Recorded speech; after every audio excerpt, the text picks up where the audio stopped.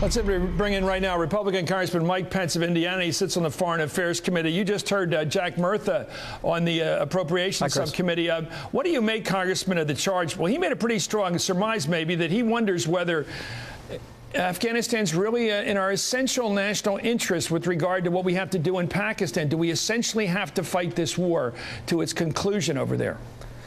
Well, let me say, I thought one of the high points of the president's speech last night is that he did take the time to walk the American people back through the story of our military engagement in Afghanistan. The president said last year Afghanistan is a war of necessity.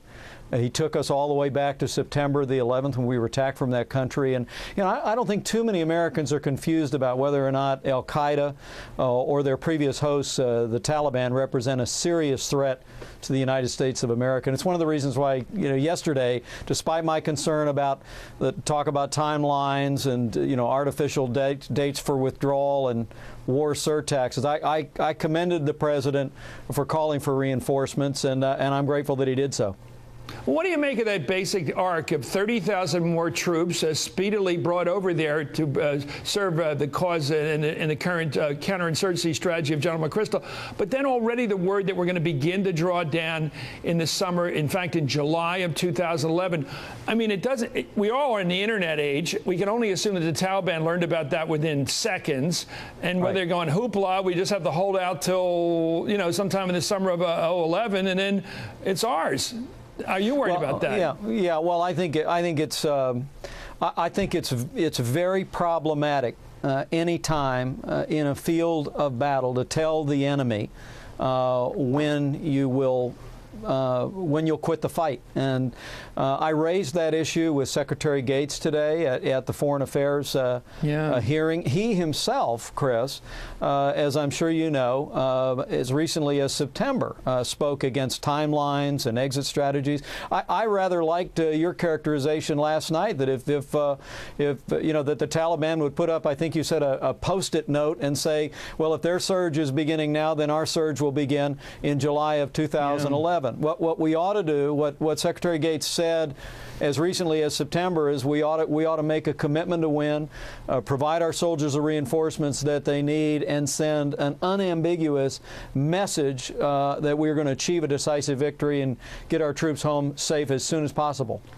Congressman, along that lines, here is John McCain, Senator John McCain, at that hearing you talked about with Secretary Gates. Let's listen. You either have a winning strategy and do as we did in Iraq, and then once it's succeeded, then we withdraw. Or we, as the president said, we will have a date beginning withdrawal of July 2011. Which is it? It's got to be one or the other. It's got to be the appropriate conditions, or it's got to be an arbitrary date. You can't have both. As I suggested, we will have a thorough review in December 2010. If it appears that the strategy's not working and that we are not going to be able to transition in 2011, then we will take a hard look at the strategy itself. Congressman, I said something else last time. I don't know if you agree with that, but I don't think you will, which is that you can't repot Afghanistan. It is in that part of the world. We all grew up with reading about the Khyber Pass, and we know about the Pashtuns and their attitude towards the West. They're very warlike. They're very independent. They're renegades. It's not a unified country, really. Do we really have a chance of changing the nature of that country in the reasonable near term, like 5 years even? Can we do it over that period? Or can we even, and Jack Murtha was raising the question, we might be able to make a change in 10 years, but the American people will not submit to a 10-year war plan.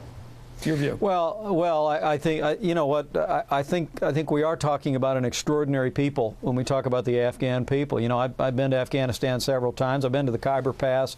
This is a proud and independent nation, and I don't think we really need to change the character of Afghanistan. Rather, what we need to do is and the president alluded to this, we need to stand up the civilian and domestic security forces sufficient to protect themselves, and we need to do everything possible on the front end to defeat the Taliban and to defeat al-Qaeda before we head home. I really do believe that the lessons of September the 11th, and frankly the lessons of Charlie Wilson's war, is that we need to finish the job there. We need to give our soldiers first, and then the Afghan people the resources to stand up against the extremists of the Taliban or Al-Qaeda.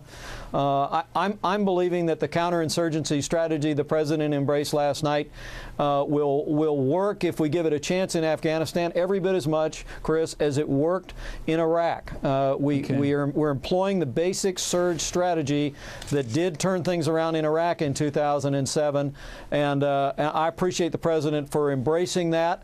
I just hope we give it a chance to succeed.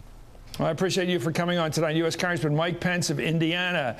Coming up, the White House admits it did not do all it could do to help